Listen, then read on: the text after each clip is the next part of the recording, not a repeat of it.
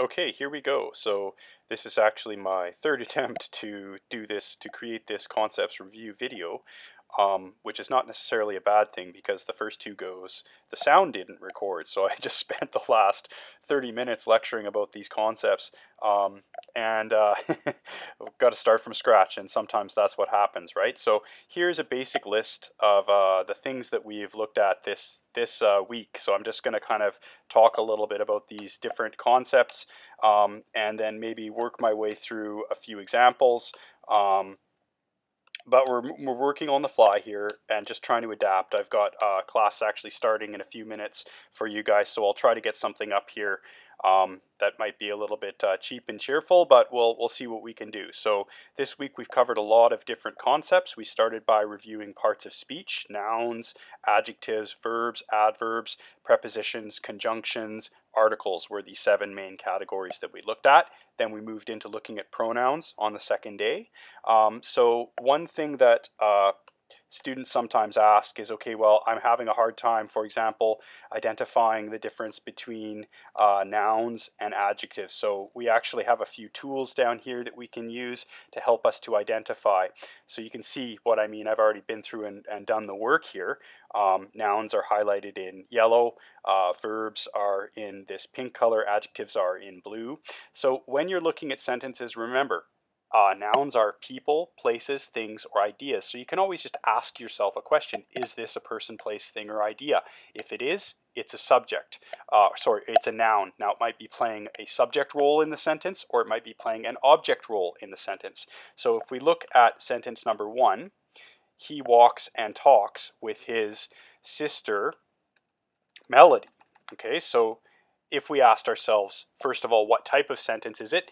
Now, let's remember, when we're looking at sentence identification, we're looking for how many subjects are there, how many verbs are there. If there's just one subject and one verb, we know that there's only one idea, one main idea in that sentence, so it's a simple sentence.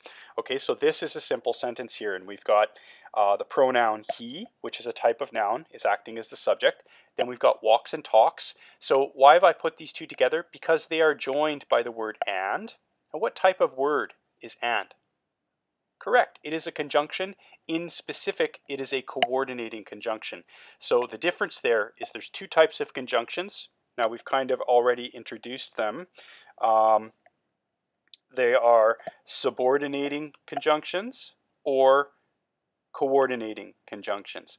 Now the difference between those two is that coordinating conjunctions are used to join ideas that are equally important. I'll say that again. Coordination means equal in importance. Subordination means that one idea is more important than the other idea. Now, coordinating conjunctions can be used to link things together on a word level, a phrase level, or a clause level. So when we're looking at two verbs that are joined together by and, this is what we call a compound verb. So you have two verbs that are equally important joined together by a coordinating conjunction. Now we can also do the same thing. So that's what we call a word level compound verb. So it's two words being joined together on the word level. Similarly, down here, we got Thomas and Jerry. So Thomas, Jerry, what types of words are those? Okay, good, they're nouns, they're people. Now, people, places, things, or ideas, right? That's how we check for whether or not it's a noun. Now, what types of nouns are they? So remember, we've got a few different types of nouns that we've learned about. Singular nouns, that means there's just one. Plural nouns means there's more than one. Proper nouns are one of a kind. Things like cities, countries, or people. Aha, there we go. So these are proper nouns. These are people. One of a kind people. They're unique, and they're being joined by our coordinating conjunction and. So this is what we call a compound subject. Okay, compound verb, compound subject. So even though there's two of them, they're acting as together, joined together, they're acting as the subject of this sentence. Thomas and Jerry were best friends, but they sometimes fought over the huge round of cheddar cheese. So this is a compound sentence. How do we know? Well, first clue is that we have comma fanboys in the middle, right? And if you look down below, you'll see that I've got a whole bunch of notes here about our different types of sentences coming up later, but that's in part 2. So right now we're just talking about our parts of speech, identifying parts of speech, because that was the lesson that we learned at the beginning of the week. So whenever we see comma but, we know that we're looking at a compound sentence. In the middle of the sentence, this is used to join the two clauses together. So next subject or next noun is going to be they. It's actually a pronoun. Our next verb is fought. And then we've got the object cheese and the huge round of cheddar cheese. Huge is an adjective, cheddar is an adjective. They're descriptive words. So remember, if we want to, these are our two tools that we use up here to identify whether it is a noun. We call this the noun test tool. And then this down here is the adjective test tool. So if it fits into this blank, it is a, then it's a noun. So if we say it is a cheddar, no, that's not grammatically correct. There's something missing there. So if we were to put in it is a cheese, yes, that's correct. We would say it is a piece of cheese, right? But still, the noun fits in there properly once we put this little qualifying phrase in front of it. Another example would be it is a car, right? It is a boat.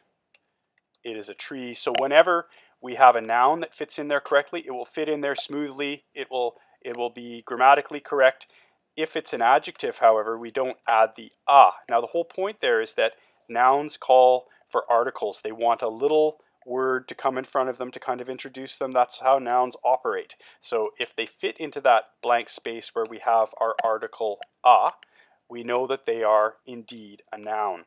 Now if it's an adjective, it'll fit into this tool down here. It is pretty. Does that make sense? Does that jive? Yes, correct. It is big. Does that make sense? Yes. Okay, it is gray. Sure, all of these make sense because all of them are adjectives. Adjectives go together naturally with the verb to be, with the verb is. Okay, so over the centuries of the development of the English language, the verb is, which comes from the verb to be, this is the infinitive form. This verb is a very special verb because it conveys meaning. It's used to build some of our most important basic sentences, but it's also used very commonly with adjectives. So if we can fit the word right directly beside is, then it's going to be an adjective if it fits into that spot. So we use these two different tools. Okay, so let's move on to our final sentence. So we've had a simple sentence, a compound sentence, and then we'll look down here. Michelle loved to read books in the rain because the rain made a peaceful song. So Michelle is a noun and subject to this sentence. Then we've got our first main verb here, loved. Then we've got something interesting here. We've got this next two words, they go together, to read books. Michelle loved to read books. What type of word is this chunk of language here? Good, infinitive verb. So when we do not change the verb from its basic form, we call it an infinitive verb. Then how about this phrase right here, in the rain? What type of phrase is this chunk of language?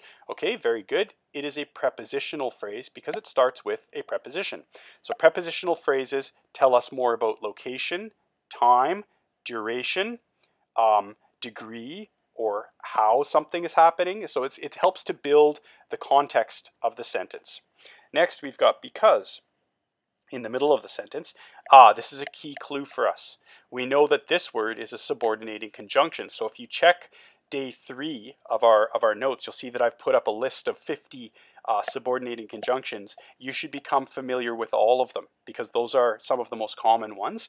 And it's good to know which are which. So which belong to the subordinate family or the coordinate family. Coordinate conjunctions, there's just the fanboys, just the 6 of them, for, and, nor, but, or, yet, so, 7 of them. And I think I've listed them down here. Yeah, here they are here. For and nor, but, or, yet. So those are a very limited family. There's only 7 of them in that family. But subordinate conjunctions, subordinating conjunctions, there's a whole whack of them. There's massive lists of them. So I've put up a list of 50 common ones under day 3. So because we know it's a subordinate conjunction, we now know it's a complex sentence. And because the subordinate conjunction is in the middle of the sentence, we know that it's complex B. Okay, so then we've got because the rain made a peaceful song. So that's the secondary idea. The primary idea, the more important idea, is that Michelle loved to read her books in the rain. How do we know? I've made that choice as the writer. So whichever clause has the subordinate conjunction at the beginning of it is the secondary clause. Okay, the rain is the subject here. Made is the main verb. And a peaceful song is the object. Song is a noun. Peaceful is an adjective. Okay, so that's just a little bit of practice talking about identifying parts of speech and also identifying our basic sentence types.